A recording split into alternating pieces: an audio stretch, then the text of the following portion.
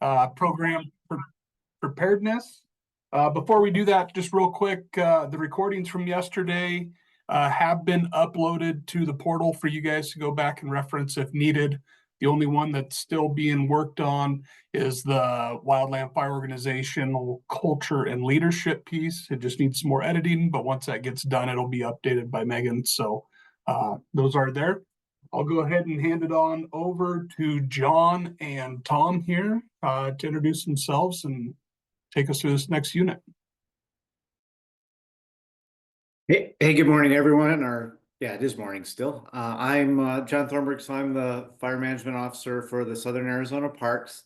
I've been in fire since the late 80s. So coming up on the end of my career, but been in my current position here in Tucson, Arizona for the last 13 years. Before that, I was a district FMO on the Tano National Forest for 5 years, an AFMO for the Fish and Wildlife Service for 5 years, fuel specialist for the National Park Service, spent some time on hotshot crews, capping out there as a captain, and was a module leader, have some time on engines and helitax before that. And I'll let Tom introduce himself if he's able.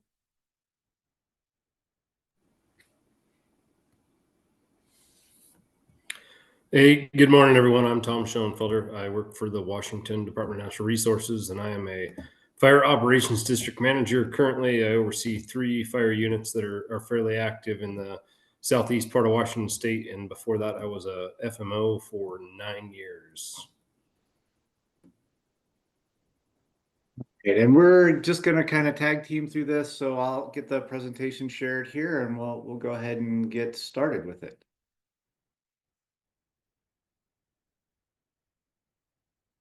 And I am hoping you're all seeing my screen now. Yeah, looks good, John. All right.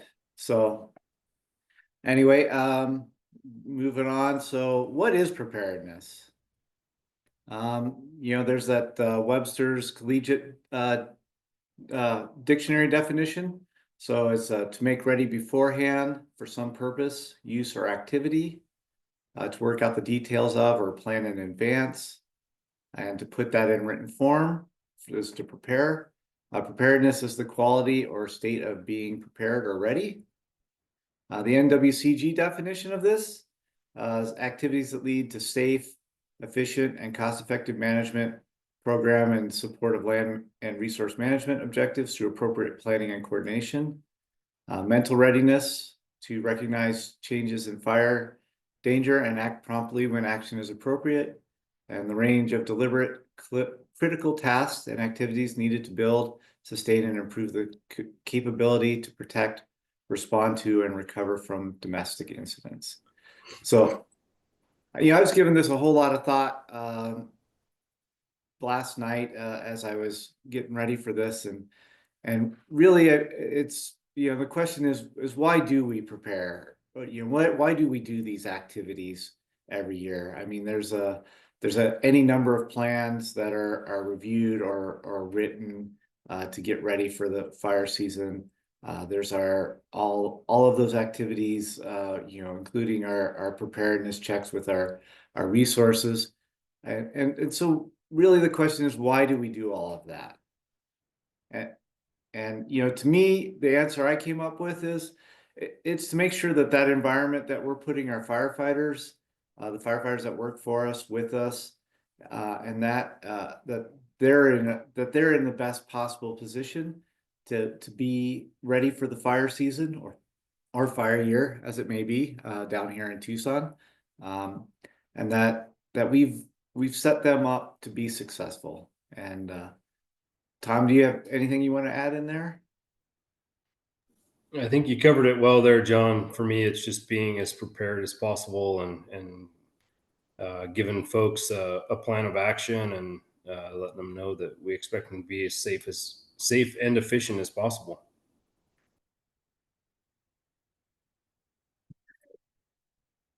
So we have some objectives. So it's to describe the importance of maintaining awareness of our seasonal and daily fire danger, Identify when fire conditions will impact other program areas and describe those implications. Identify the elements included in the annual fire management officer delegation of authority and describe those implications. Describe the role of an agency administrator and FMO in the development of local fire management standard operating procedures or standard operating guidelines. Describe the roles and responsibilities in the development, review, and revision process of operating plans for cooperator agreements. List those elements and describe the functions of a fire danger rating operating plan and the associated plans, those response, staffing, preparedness, prevention, your restrictions and closures, and anything else that gets thrown in that document. And recognize the importance of maintaining a coordinated and effective interagency wildland fire response.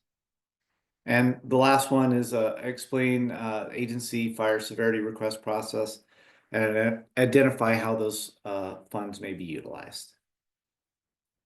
Got any questions so far? All right, we'll continue along. So, the elements of preparedness. So there's, the traditional cycle, off-season planning, pre-season preparation. You may have an early part of the season where you're doing RX implementation and, moving into your fire season, trailing off to a prescribed fire season and then getting back into your off season. And then there's what may be actually the reality for many programs, many regions. You got your preseason planning, you're adjusting those things as you move through. You've got a prescribed fire season in the early part of the season. You've got your working with your partners. You've got you're implementing your prevention programs.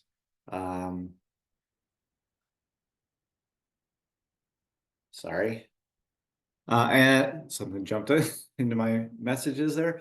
You're hiring, you're training, you're getting through all this, and all of this is going on, maybe less so in that traditional circle, but maybe continuously throughout your fire season or your fire year. And I'll let you jump in here, Tom. You might have some insight. Yeah, I think that graphic on the right really just shows us that this is a year-round process, and that those things indicated in the arrows in the middle of the diagram on the right there are things that are much better done beforehand. If we roll into work at 8 a.m. on a red flag day and we end up with a big incident, we're going to be behind the curve the whole time.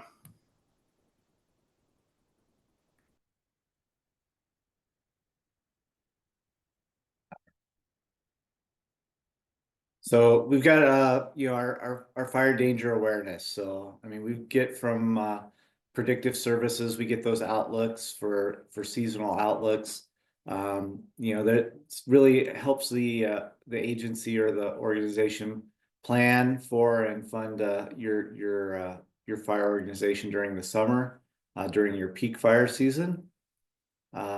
Recognize when there's a need to provide some additional staffing outside of the funded fire season, and help you to respond as an FMO or agency administrator with decisions on long-term management of planned and unplanned ignitions.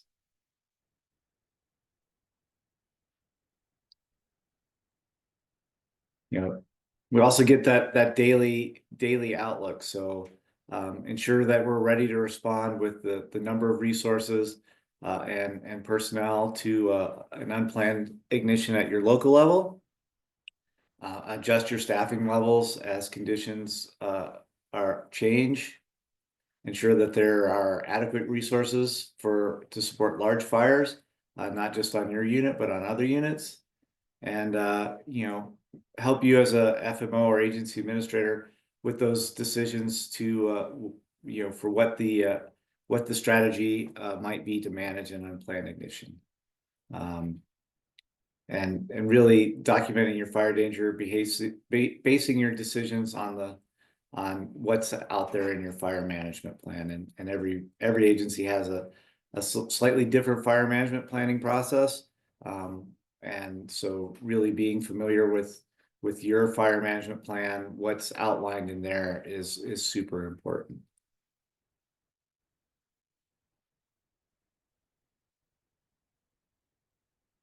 So, you know, those predictions we get that, you know, really help us out with, you know, potential for an extreme fire behavior. So when those ERC values or burning index values or really what's appropriate for your those indices that really indicate what the fire potential is in your area, that for weather driven fires is really there.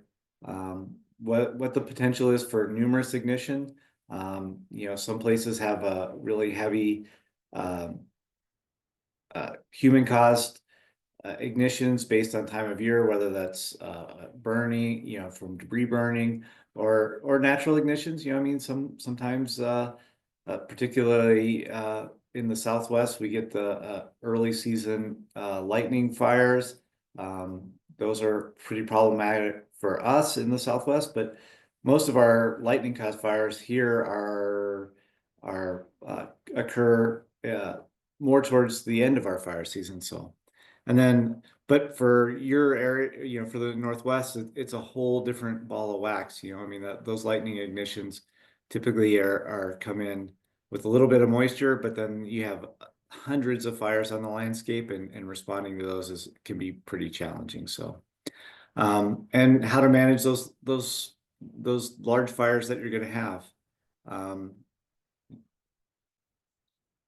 Responding to, you know, other things, how your effect on resources. So whether that's timber harvesting, fuels treatments, your recreation use, your visitor protection, all of that really is driven by, you know, hopefully good sound science and not based on gut instinct. So let you jump in again, Tom.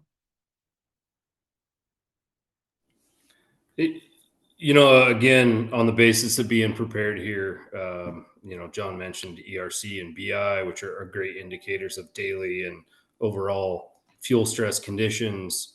I think one of the things I've seen in the past is when we're expecting a lightning event, we typically have a couple days that it's forecasted, and we can be prepared, if you will, and we can shift resources from the south end of the forest to the north end, or from an adjacent unit to, you know, exactly where that's forecast to impact us. But one of the things that gets tough is those human cause starts. You know, a lot of times those human cause starts come at the toe of the slope on the heat of the day, and we just don't have time to be ready for those, and they tend to stress us a little more. And again, here at the bottom of the slide, it gives a number of, you know, resource constraints like firewood cutting, maybe management activities, etc. You know, that's where your PURs and other stuff comes in there to be aware and get the fuels conditions forecasted to the public and keep everyone on the same page, fire danger wise, etc. Yeah, and I mean, a lot of this is tied back to those fire danger rating operating plans, which are, yeah, I think almost every agency is supposed to have some version of that, whether it's depending on, I know the Forest Service has to have a fire danger rating operating plan. National Park Service, most agencies highly recommend it. But really, you know, following the guidance in there really keeps you in line with good sound science, and making those decisions and being able to work well within that interagency environment where with your partners, so that you're all making those decisions together as a team. It's not just you know, the Forest Service making a decision. It's not just the BLM making a decision. You know, depending upon your zone or where you're at, those you have different partners associated with that, but really being able to work closely together and being able to you know, share the same information and work as well together as is possible with those situations. So as Tom was saying, moving resources, that we all know that the response to any fire is almost always involves some level of cooperator response. And so having that conversation ahead of time, and having that information ahead of time really can help drive good decision making. So.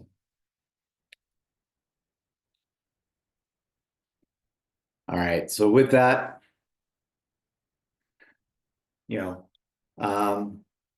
we've got recreational impacts. We may have fire use impacts, campfire restrictions. Where obviously we want to have our publics to be able to use the public lands as best as they are able to, and managing those restrictions based on real potential is there. Recreational shooting,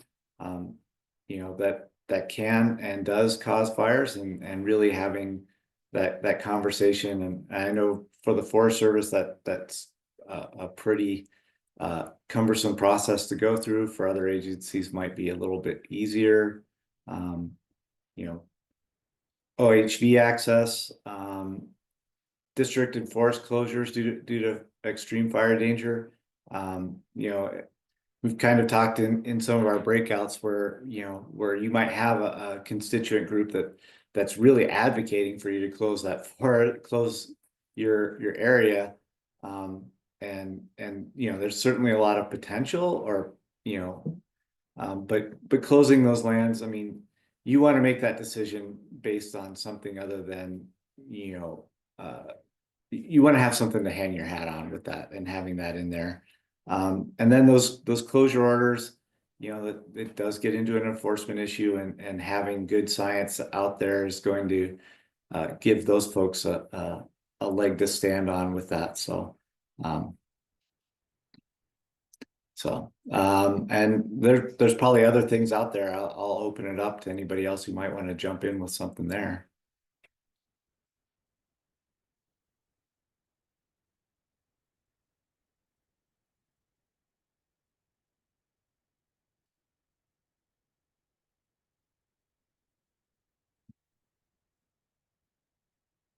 All right.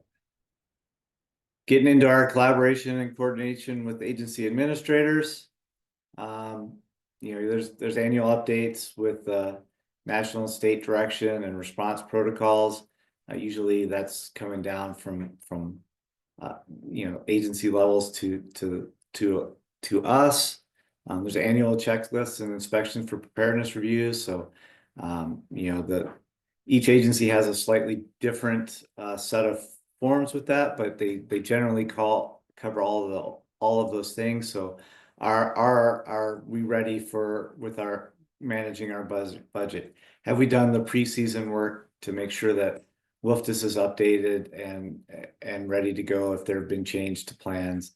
Master agreements, and I think in Washington is a joint powers agreement. And then in Oregon, it's slightly different, but I can't speak directly to that. So I do spend about a month in Oregon every year, but I on fires, but not something I'm super intimately aware of this. But those things, any updates to those with annual operating plans, any changes to the standards. I mean, the Red Book is updated annually, and being aware of those changes is super important, and sharing those with your partners, as well as any specific agency direction that might change. Review and your updates for in-briefings, making sure that you're prepared for any needs to in-brief an IMT. Do you have those items prepared?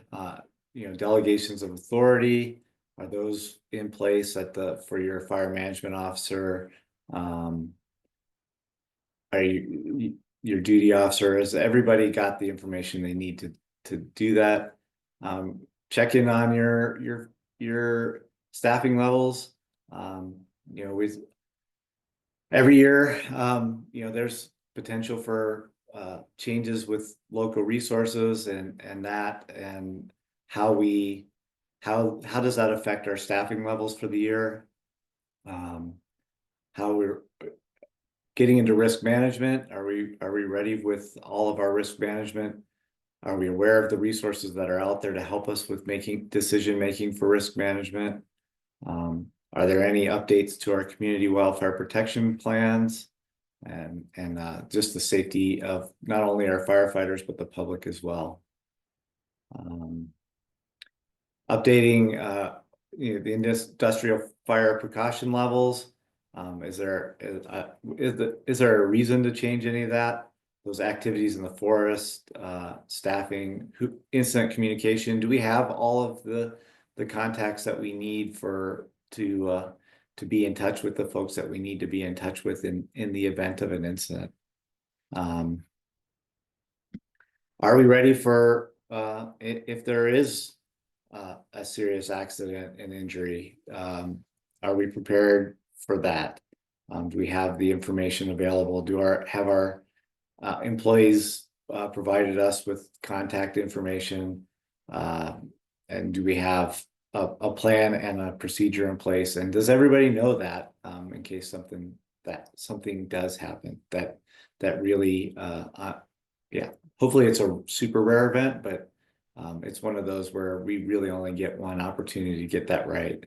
And then, when we do have a lesson, then great outcome to an incident, whether that's an injury or others. I mean, are we prepared to support our employees in dealing with that with critical incident stress management? Have we got the resources in place, and are we able to provide them that support and make sure that they are ready and able to return to work before we put them back out there? And then, is there any questions so far?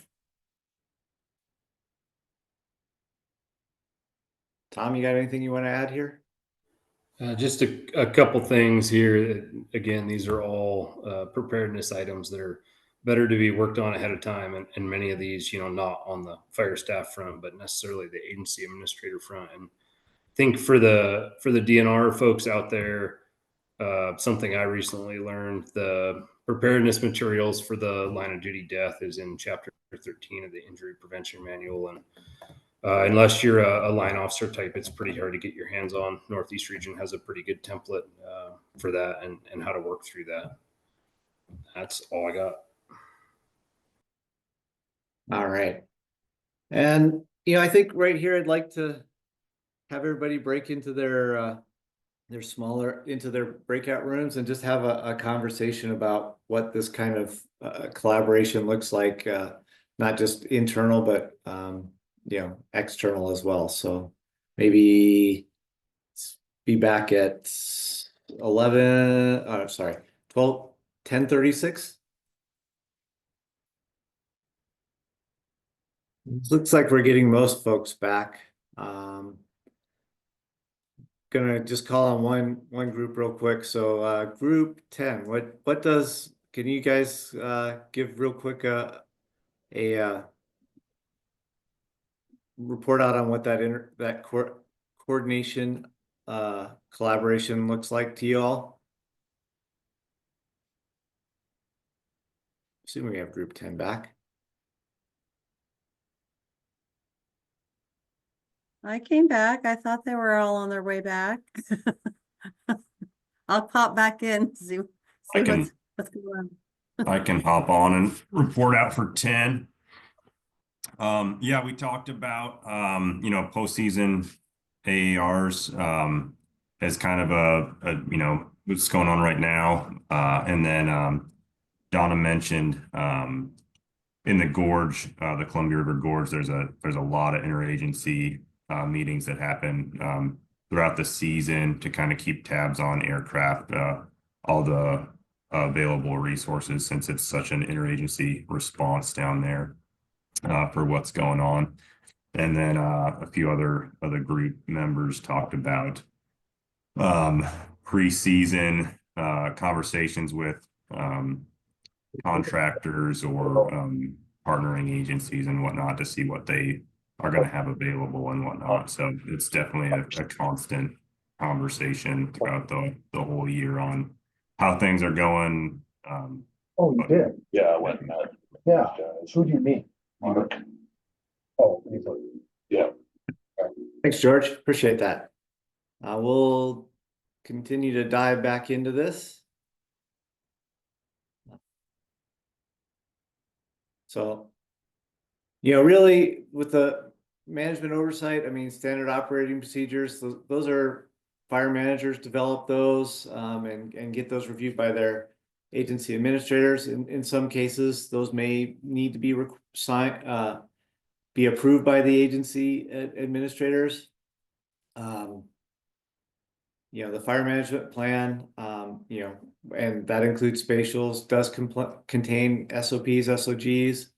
And agency administrators really are a key in making sure that those guidelines and procedures are in support of the agency's mission and are within policy.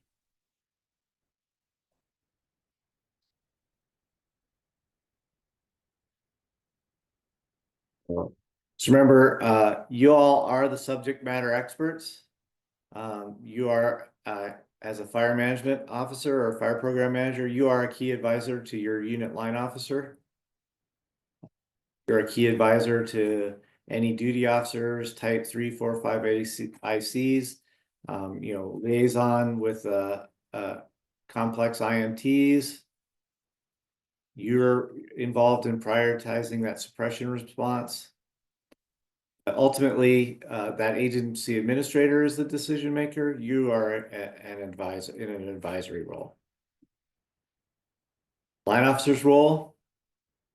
You may not be a subject matter expert in fire management or fire suppression. Usually not.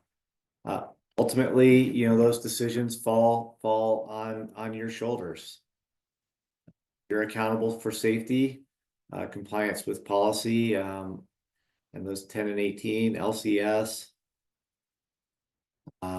Usually responsible that all personnel assigned fire qualifications and assigned are qualified. Usually this is delegated to your FMO. I'm responsible to ensure work rest, length of assignments is within compliance with policy. That's also usually delegated. Ensuring compliance. There's that leadership challenge there. What is your leader's intent, your commander's intent? Making sure that is clear and unambiguous. You don't want to be a micromanager. You want to empower your folks to do their jobs and make good decisions.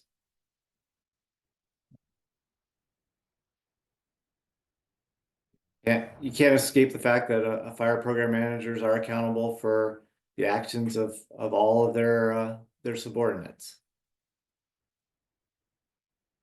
And there's a direct correlation with that, to training and experience.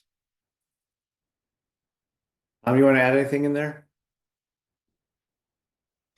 I think it's all good. The point there is that there's a number of things that the agency administrator or line officers are responsible for that are implemented by the fire staff and the supervisors on the ground. And it's important that those supervisors on the ground take that stuff very seriously. I think some important tools for how we get those expectations and that leader's intent across are things like readiness reviews. One of my favorite parts of the readiness review isn't necessarily firefighters showing line officers they're ready, but the actual intent, leader's intent type of stuff that the line officers give the firefighters. Again, IC's meetings in the spring where we go over delegations of authority, etc. It's a great opportunity for folks to pass that intent back and forth and make sure folks are on the same page. Yeah, I think the key point is being engaged with your fire staff at all levels in your organization and having that clear intent with all of them so that they know where you are, how you support them, and how and what's important to you. Moving into cost containment, we do have a responsibility to to manage costs. You know, there's not an unlimited checkbook out there, despite the outward appearance sometimes that there is. We need to manage our costs effectively. You know, that can have a pretty heavy influence on what we're doing to manage a fire, on selecting that strategy, whether it's you know, direct, indirect.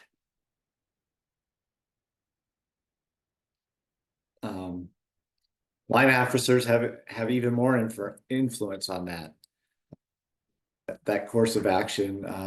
You know, and this really ties back to that ISAP process, certainly with larger fires, but having that role, you know, having those conversations, not just preseason, but throughout the season with your FMO, with your fire staff on where we are and what you know, what the potential is out there for fire activity. So, and there's an inverse relationship between the risks that we're willing to accept and cost containment. Sometimes, you know,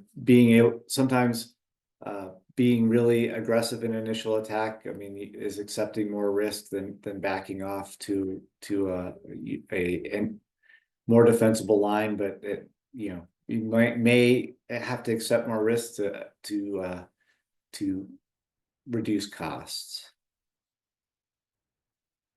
And you know, I think this last piece here is kind of a throwback to the COVID containment era, but you know, we're subject to all kinds of requirements and restrictions, and really we need to be cognizant of the costs for our fire suppression. Tom, you want to add anything in here?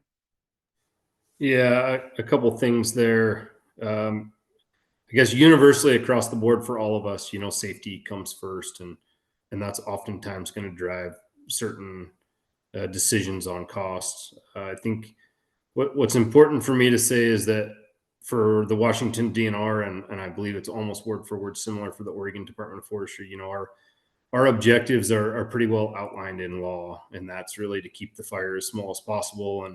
And so a lot of times in order to accomplish that objective, we will oftentimes spend more money, if you will, to minimize acres burned. And then, you know, the other thing that last line on here, you know, there's certain fires that are going to be scrutinized more than others. I know for a fact a lightning fire is not going to get the scrutiny as a human caused fire. If it's a human caused fire with negligence, it's going to be looked at very closely. And then there's things that might even be a little more critical like that, like the Oregon Department of Forestry has their landowner board that's, you know, maybe looking at every fire. And so certain things we do are going to get scrutinized a little more.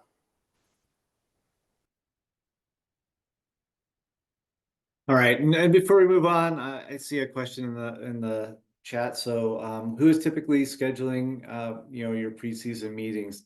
The FMO, the agency administrator, others? You know, I think there's a lot of coordination that goes on between. I know there's a lot of coordination that goes on between a fire management officer and an agency administrator in scheduling those meetings. You know, it doesn't do any good to have a line officers leader intent meeting, a preseason meeting with all of your ICs, and not have your agency administrator be able to attend that. So, and recognizing the complexity or complications that go into that, because you're dealing with folks that have busy schedules as an FMO, and you have a busy schedule yourself. So, you know, it takes a lot of work to get those scheduled at appropriate time.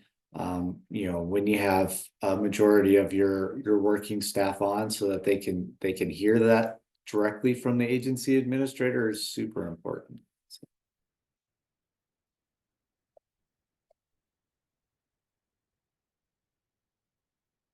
All right.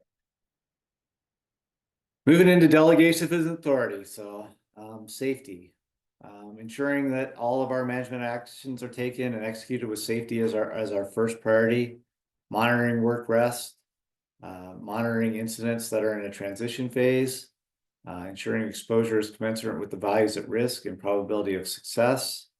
providing guidance on fire operations to ensure successful outcomes, notifications of injuries, fatalities, safety, after action review, for any kind of trends, anything that, you can glean from those, after action reviews and really help to, drive, some change in your organization and make improvements. So, transition fires, probably one of the most dangerous times, whether that's, transitioning from a 5 to a 4 or a 3 to a complex IMT. It takes a lot of time and coordination to make that.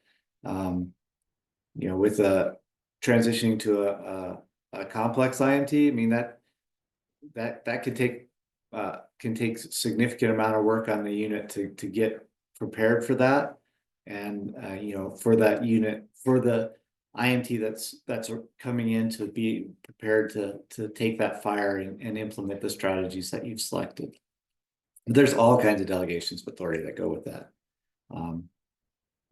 For coordination, I mean, aviation officers typically have a delegation of authority, and that allows them to perform the duties of their job and provide that specific oversight to aviation resources. Within your FMO's delegation authority, certainly, the ordering and pre-positioning of resources, taking care of fire prevention information, both internally and externally, coordination of your interagency dispatch center.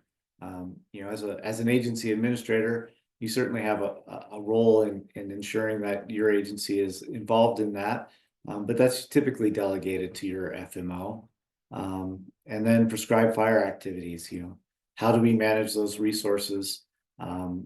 Typically in those times we have probably as heavy a competition for resources as we would see any other time, because we have an opportunity to do that, and we have limited resources to conduct prescribed burning. So as a unit FMO, you might be setting priorities within your units for that, coordinating resource needs, reporting those accomplishments.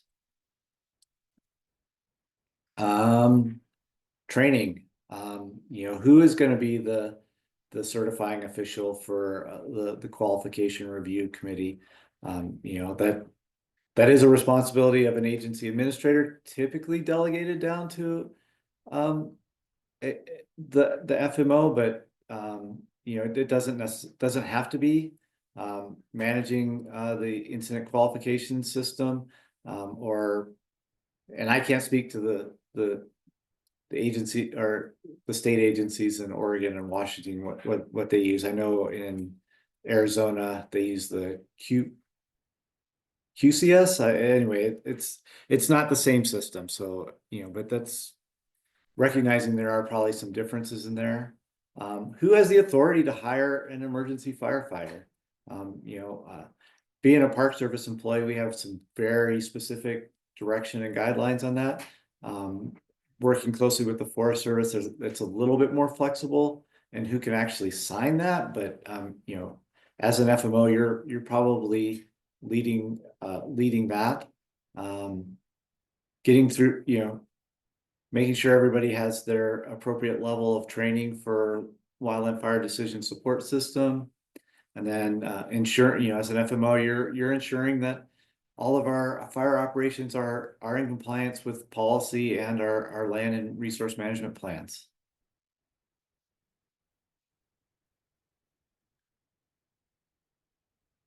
Leave a gap there. All right. Financial, it's an FMO, ensuring that your incidents are managed in a cost-effective manner. And that's taking close coordination with your agency administrator, coordinating funding accounts, overseeing the distribution of those funds, developing and maintaining cooperative fire agreements. And I've seen it on some units where with cost share, I mean, that is held closely at the forest supervisor or park superintendent or agency administrator level. And I've seen other places where that's been shared down below. But again, it takes that close coordination and understanding with your agency administrator to know where you're at. So I think we are due for a break. Let me move to the next slide real quick. So I think we're at a good spot for a quick break. So take 10 and be back at 5 after. All right, well, we'll jump back into it. I've got 5 after, and I think most folks are back, hopefully. Again, start off with or start where we ended. So you can't spend too much money on initial attack. Quote from former National Fire Director Tom Harbour. So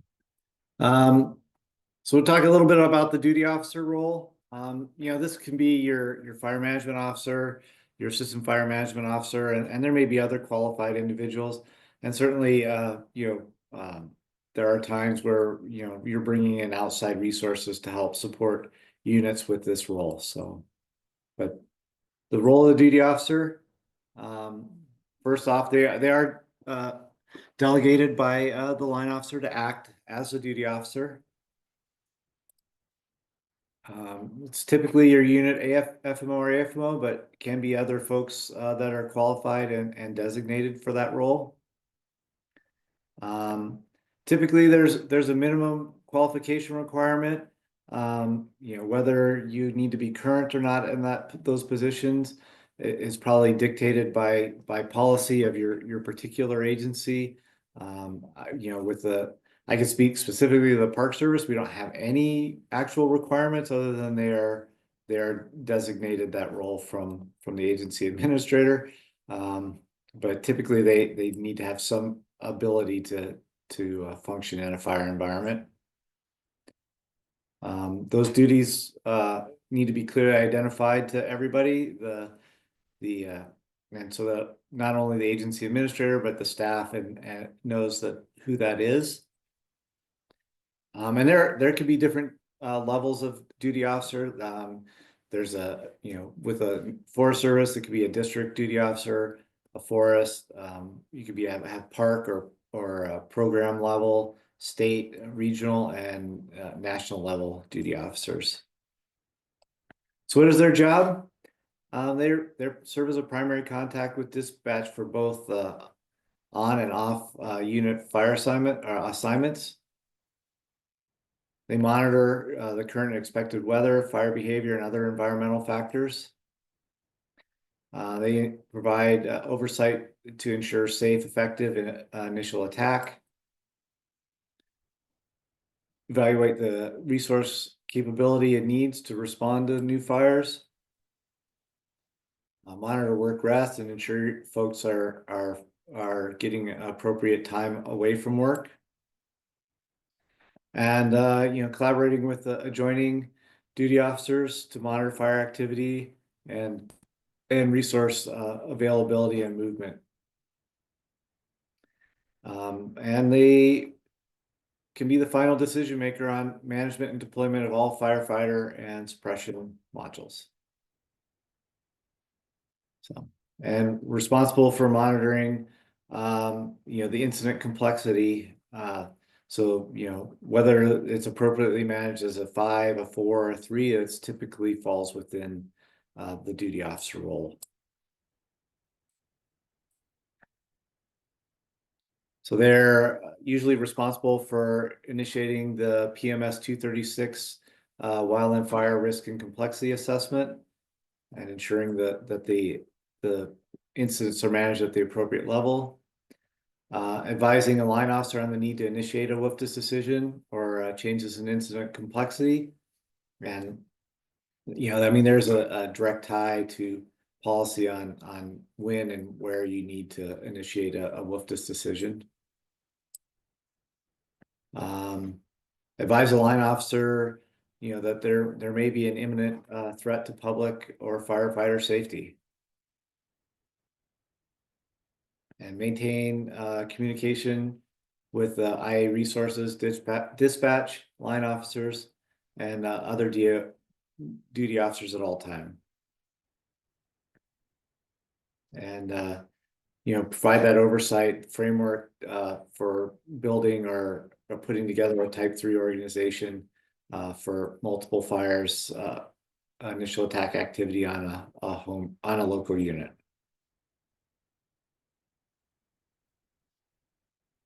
Tom, you got anything you want to add in here?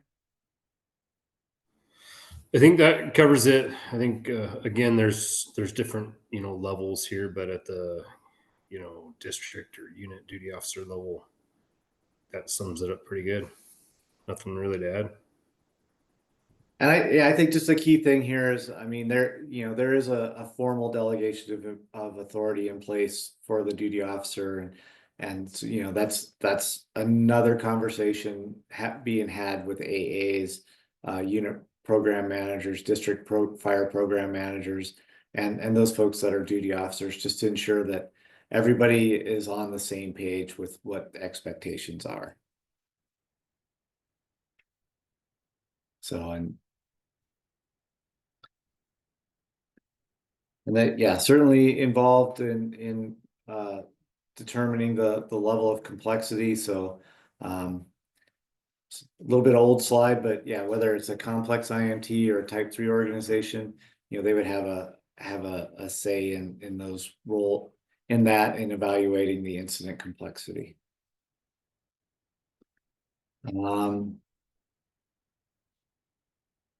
So getting into interagency response, I mean, safety being our first and foremost concern, not just our responders, but also the public.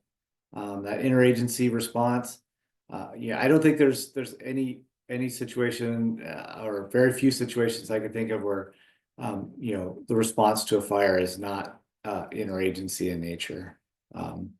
Reduces duplication of resources. So we don't have, we're maintaining a level of cost containment there, and improving our resource effectiveness.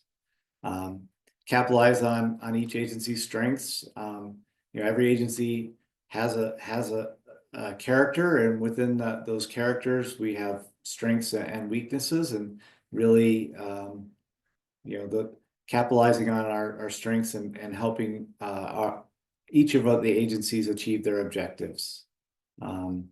Opportunity to work together and learn and understand each other's agency point of view. And then there's always an opportunity to address concerns during a multi-agency incident. So.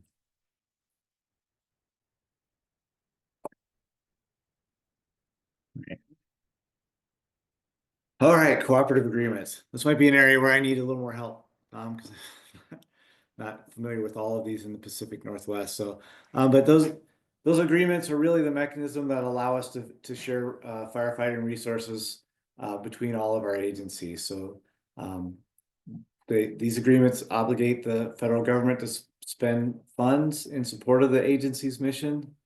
So, 3 main cooperative fire agreements in the Pacific Northwest. The Master Cooperative Fire Protection Agreement, so referred to as a Master Agreement. Mobilization Act for use of local fire department resources in Washington State, and the Conflagration Act, which is coordinated by the Oregon State Fire Marshal's Office for utilization of local government and fire department resources in that. So, anything to add in there, Tom?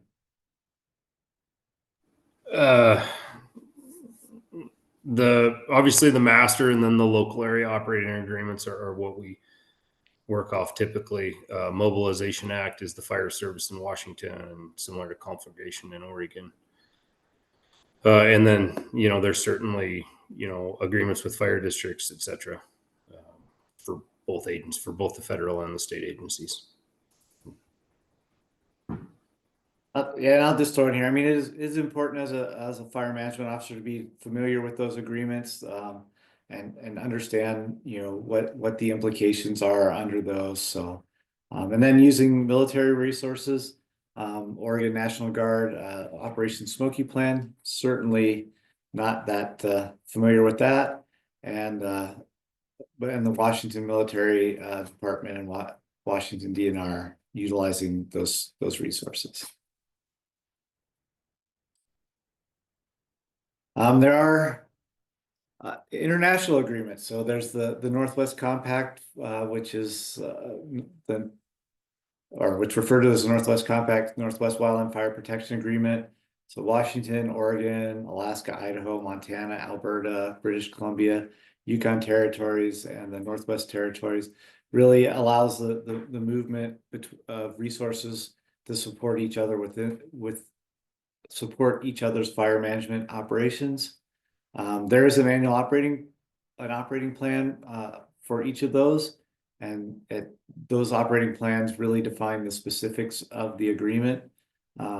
Those plans are reviewed annually by each agency, I believe, and so with that, having an understanding of those is important. So each agency has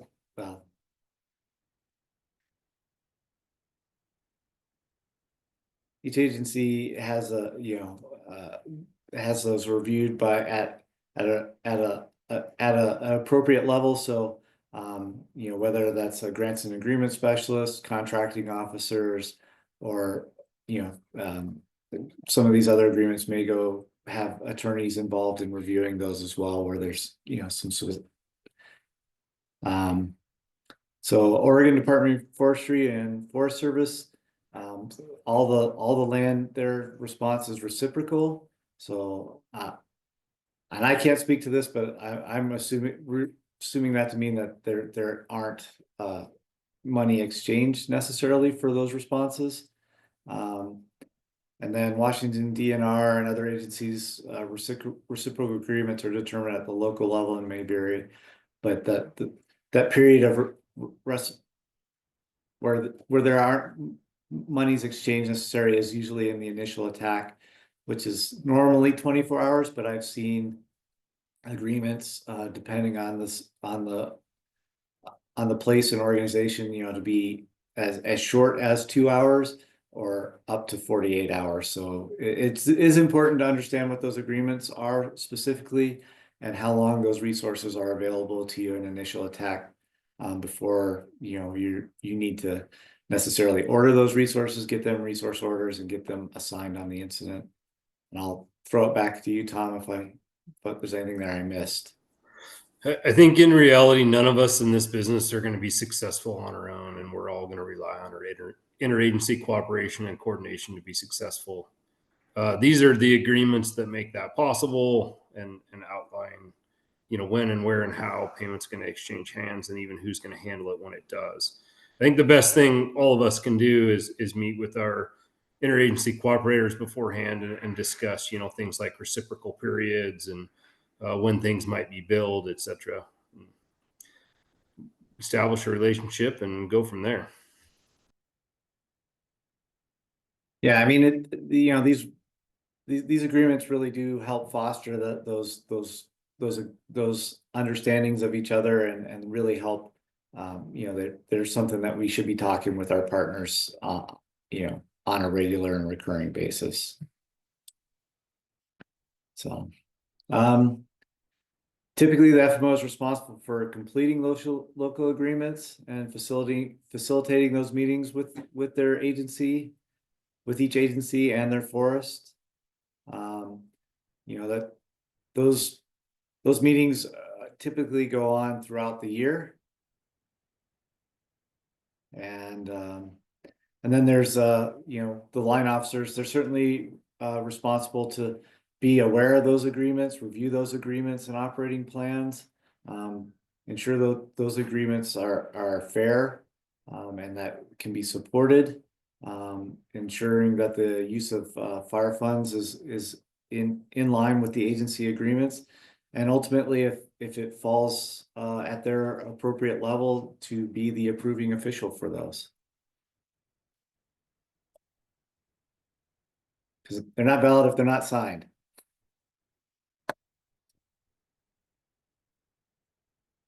Are there, before we go into fire danger rating operating plans, are there any questions? I'll go back through chat and see if there's anything in there. So yeah, so going back, so the Operation Smoky is that agreement to use the National Guard for helicopters for hoist operations. And then, yeah, great comment in there, you know, most places have incident business folks around, and they really are the specialists on those agreements, and they are there to help you implement these as well. So definitely developing relationships with those folks and knowing who they are and having those relationships can be key to success.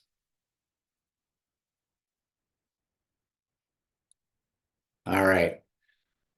I think you got a little bit of this earlier this morning, but fire danger rating operating plans. So you know, almost every agency has these or has some version of these as except for, I believe, Fish and Wildlife Service. Eric, is that right?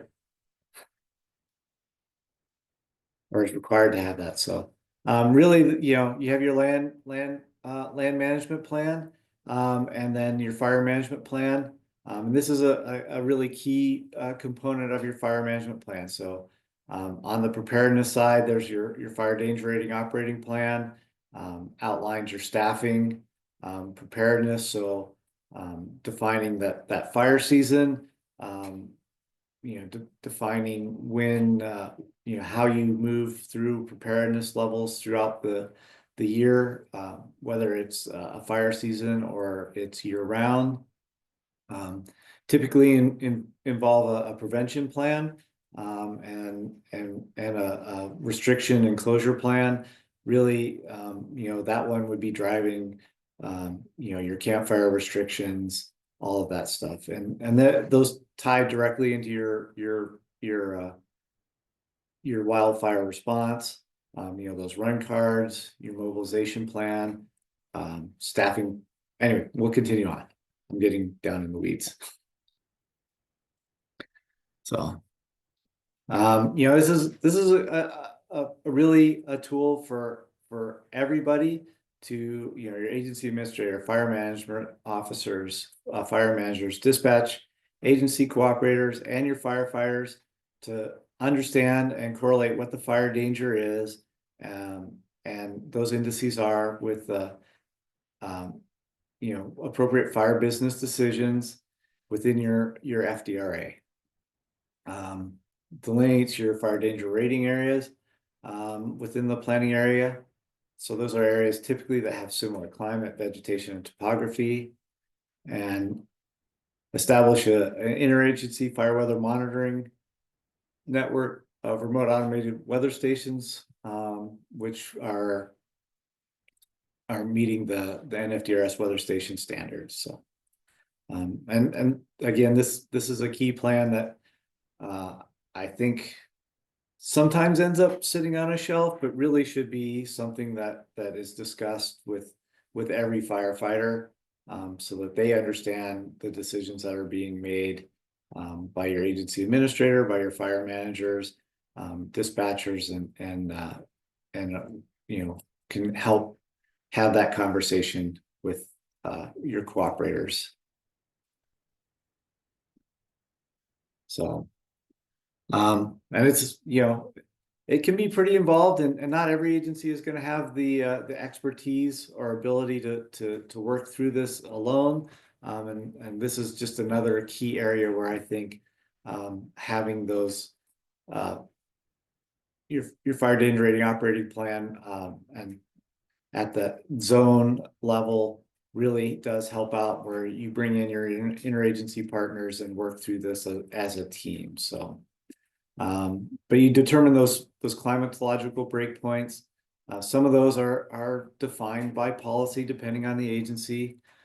Fire business thresholds. So those would be, you know, what is a large fire, and those can vary by area. And you use WIMS, NFDRS, Fire Family Plus software to analyze this and really come up with your historical data, historical fire weather and fire occurrence data, and build a good plan or for how you manage fire within your geographic area. So, these define the roles and responsibilities for making fire preparedness decisions. So how we move from one preparedness level to another, how we manage weather information, and how we brief our personnel on the current potential fire danger. And it really does help out with communicating well, internally and externally. So what the potential fire danger is to our cooperating agency, industry, and the public. So,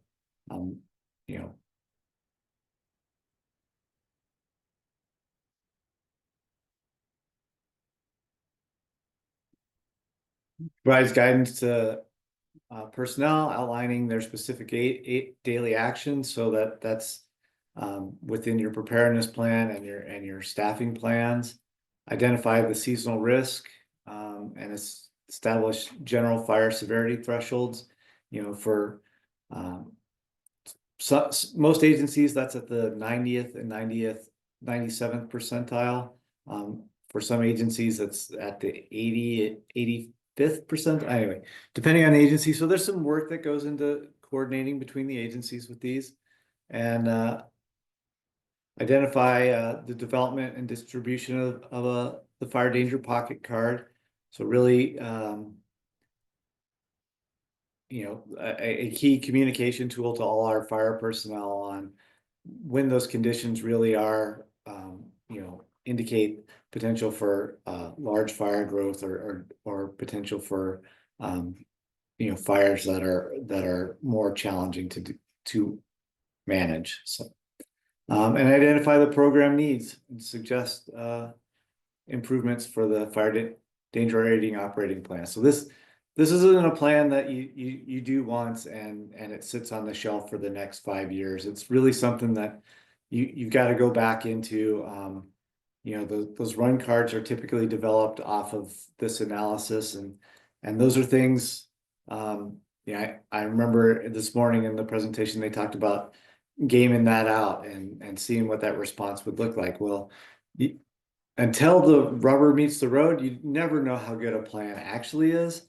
So bringing in those key players to help out in the development of that. So your duty officers, not just even all of your fire staff that want to get engaged with that and understand the decisions that are being made for run cards and all that. And then you need to come back and AAR that every year and make sure, is that appropriate? But do we need to make adjustments in that?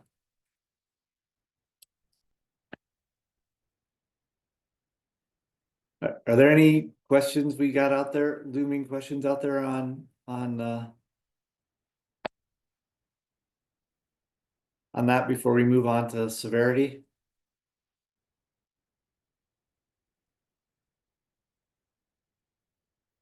All right.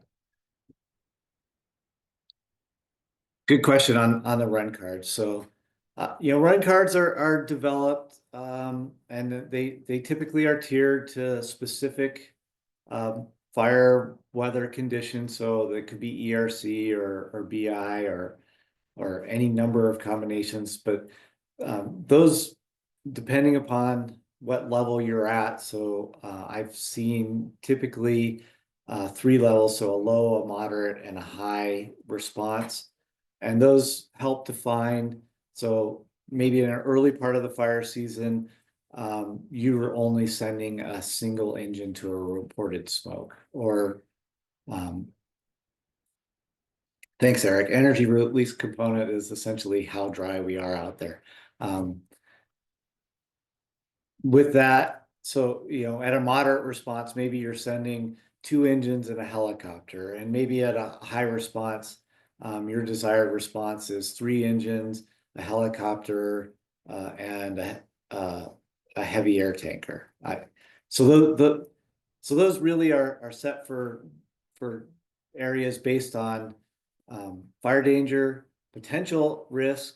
So you may have areas where you have less concern for people or infrastructure, or you may maintain a lower level response throughout the whole year, but as you ramp up into higher and higher fire conditions, you might be adding a bunch more resources to that. Did that answer the question?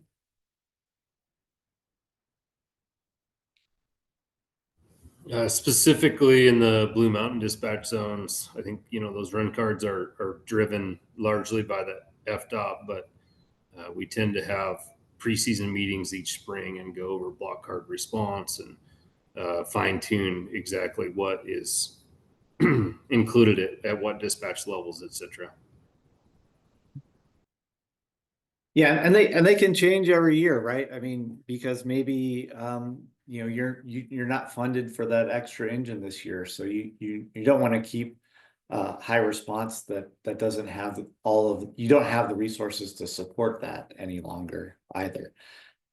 And they can help drive some of the conversation about severity as well. So we'll continue on into severity. So, for federal agencies, severity requests generally are to meet conditions that cannot be adequately dealt with under normal staffing. An individual unit submits their severity request, develops and submits that. Depending on the agency, there are regional and national severity funding levels and authority. But hopefully this doesn't come as a surprise to anybody above you. You should be having this conversation well in advance that you're watching those conditions, because it does take some time to get the decision on what you've requested and getting those funds allocated to you. It's usually less than a week, but you probably would be having this conversation well ahead of your request for severity funding. Once they're reviewed and approved, these funds are typically available for a 30-day period. Within some agencies, there are short-term severity or step up. Speaking specifically to the Park Service, we have a step up authority. I think BLM might have a short-term severity. Those are typically, to deal with a short-term event. So it could be a lightning bust, but your conditions aren't necessarily aren't meeting that severity need, or it could be just being prepared to respond to a period of higher visitation, something like that. So and there's a lot of direction in Chapter 10 of the Red Book on the interagency standards for fire and fire aviation operations that can help out with as you move through this. And I also highly recommend finding a phone a friend on this one. So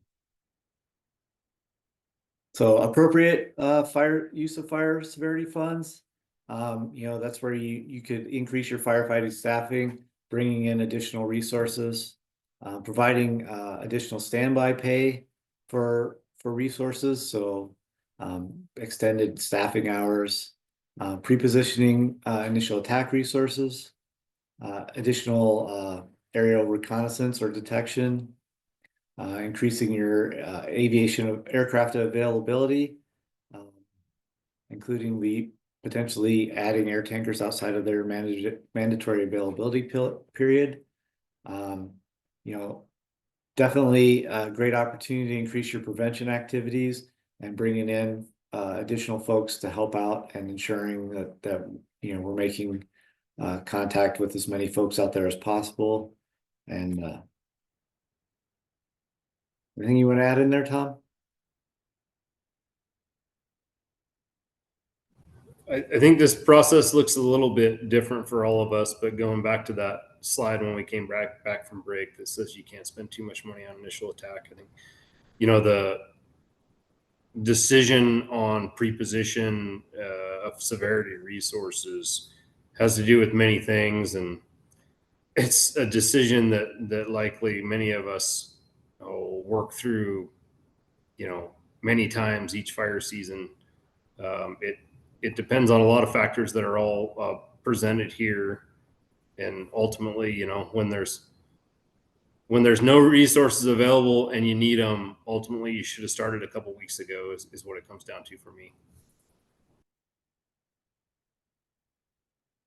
Yeah, and I mean, this also really ties back to your fire danger rating operating plan. I mean, it's gonna help guide you through this. So as you're tracking those conditions throughout the season, and whatever is the appropriate indice for your local area, whether that's the energy release component or the burning index, or another component.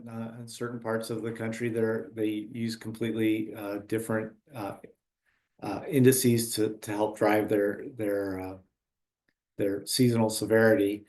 But understanding what that is, where you're at in that, and being able to communicate that not only to your firefighters, but having that conversation with your agency administrator.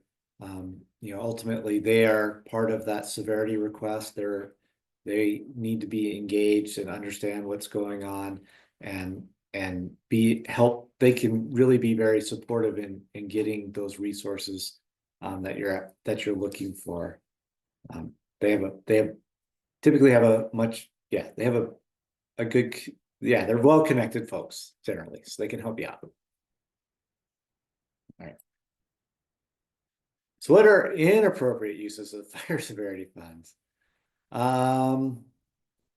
Administrative surcharges, indirect costs, fringe benefits, purchasing equipment, maintaining your equipment, paying for the fixed operating costs on your equipment, upgrading your equipment, repairs to your equipment, and paying for availability of resources when they are available. So you can't shift those costs off to severity.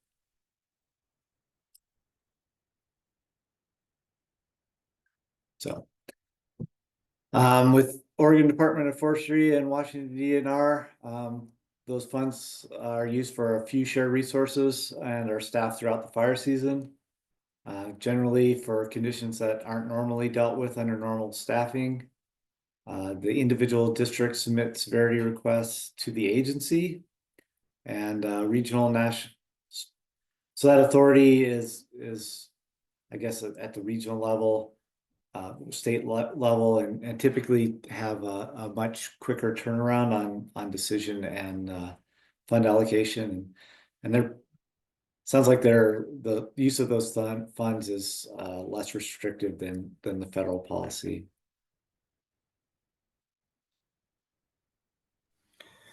It can be a pretty simple process for us to get severity resources moving, especially if it's just moving resources from one side of the state to the other.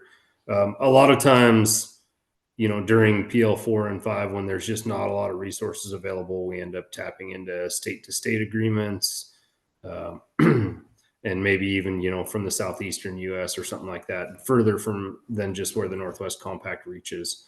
And that allows us to grab resources and pre-po them from areas that aren't necessarily in the peak of their fire season, and helps us out. But again, it can be much less restrictive and not necessarily a policy and procedure in place like some of the federal agencies.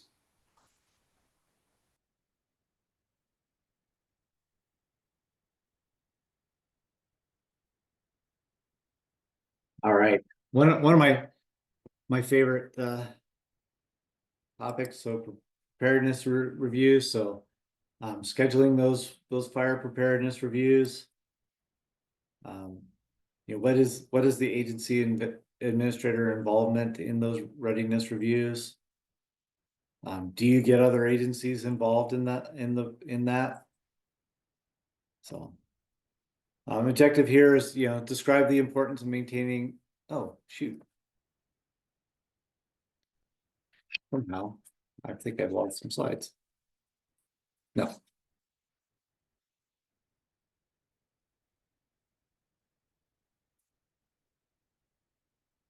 Sorry, I should have looked at these slides more closely. So, we'll skip a few slides, skip ahead a few slides. With the preparedness reviews, I mean, there's some policy and handbook direction with that. So Forest Service and BLM, there's can find a lot of this in the Forest Service Manual 5120, 5130, Red Book Chapter 5, which is Forest Service, BLM. I get your interagency standards for fire aviation operations, Red Book Chapter 2, DOI, Park Service. We got Director's Order 18, Reference Manual 18, Chapter 3 in the Red Book. And for Park Service folks, just that the RM 18 does supersede Red Book direction. Fish and Wildlife Service, get your Fire Management Handbook. They're in Chapter 4 of the Red Book. And but Red Book is a guide, Handbook supersedes. And BIA, Indian Affairs Manual, 90, Part 90, and Red Book Chapter 6. So, all right. So that's where a lot of the direction for the preparedness reviews comes from. Well, I apologize because first time I've done this presentation, so get back to preparedness reviews. So I think we've had a question in the background on scheduling, or in the past on scheduling those preparedness reviews. So really, usually these are typically set up at the beginning of the fire season. And typically when you have all of your staffing on,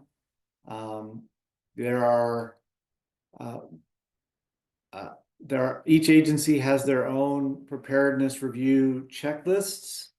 And so, those should be used as a guide to go through the preparedness reviews. I think one of the key things, and I've seen a lot of people use that as, I won't say a lot of people. The objective of a preparedness review is to go through all of those things that you should have in place and make sure that they are in place. But they're not a I caught you and you don't have your stuff together, right? This is the opportunity to identify any weaknesses or something that maybe we should have done that didn't get done, or that we need to we need have a training need that we've overlooked. And so that's really the opportunity in those preparedness reviews, whether you're doing and gosh, there's whether you're reviewing the agency administrator. I know in the National Park Service, we have to review our agency administrators every year for their preparedness. And as part of that, there's some training requirements. Sometimes that's met, sometimes that isn't met, depending on the person, how long they've been there.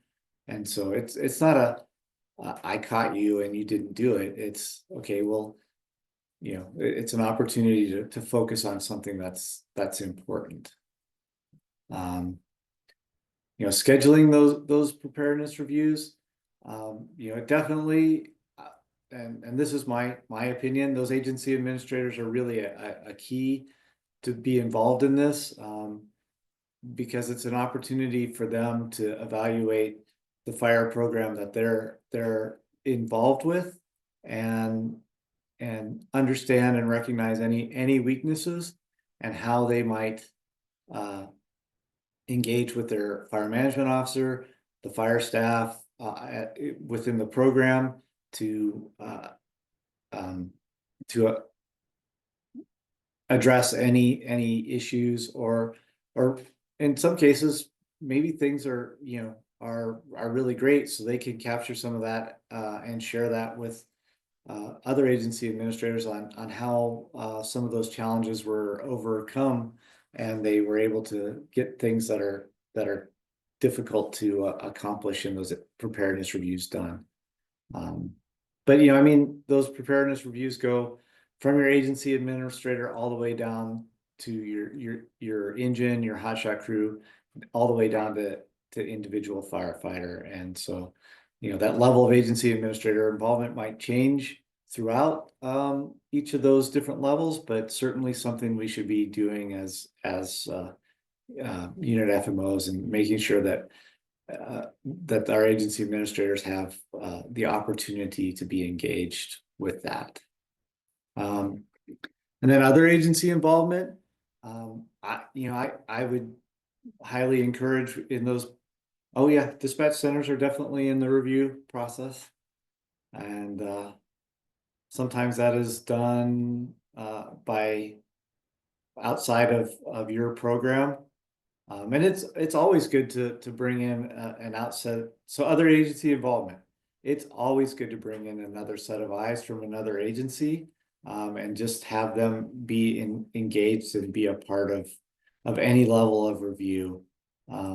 Be just those different perspectives. Again, it's not about we got you. You didn't do something, or something's wrong. It's finding those opportunities to improve the program as a whole.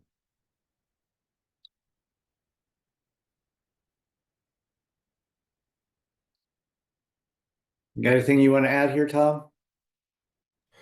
John, I think you did an excellent job lining that out. Again, there's a lot of effort that goes into this, a lot of miles driven in an effort to get that alignment of intent from the top to the bottom. And, again, for us to be truly prepared when it comes to anything along this process, it takes effort beforehand, and it's time well spent.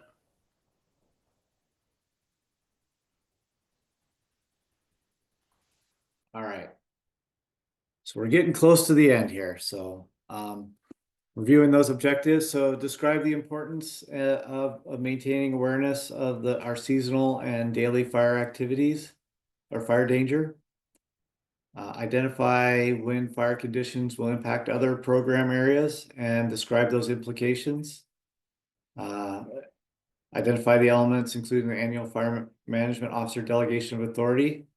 And again, fire management officers do not operate without that delegation of authority is critical. It defines what they can and cannot do as a fire management officer.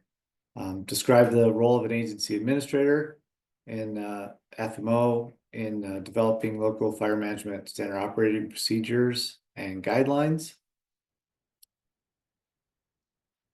And describe the roles and responsibilities in the development, review, and revision process of annual operating plans for cooperator agreements. List the elements and describe the function of fire danger rating operating plan and those associated plans, your response, staffing, preparedness, prevention, restriction closure plan, etc. And there's a great, if you go to the NWCG page on fire danger rating operating plans, there's a ton of resources in there. And I will add the link to that into the chat here at the end of the presentation. Recognize the importance of maintaining a coordinated and effective interagency wildfire response. And hopefully everybody understands a little bit more about their individual agency fire severity request process, but and how to use those funds. But really, it does take a little bit of diving in to the Red Book and your specific agency policy on that, because there are subtle nuances between the agencies, and it is important to understand the specifics of your agency and your region as well. So.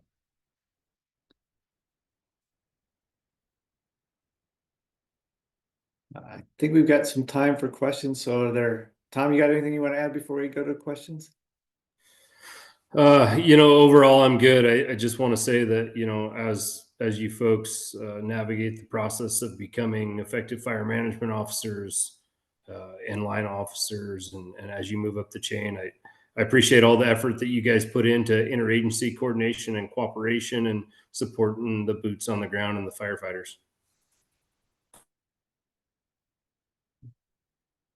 Are there any burning questions out there?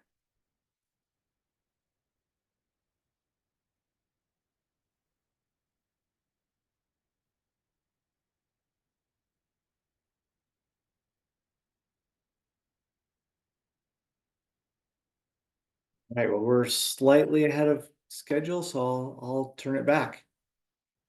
All right, thanks, John. Thanks, Tom. If there are any questions that pop up in your head, remember, go ahead and drop those in the chat or reach out to John or Tom or any of your coaches, and we'll get those answered for you. So we are a little ahead of schedule here, but that's all right. We're going to go ahead and let's take a 10-minute break. Let's be back at noon, and we'll dive into the first part of the scenario. So be back at noon, please.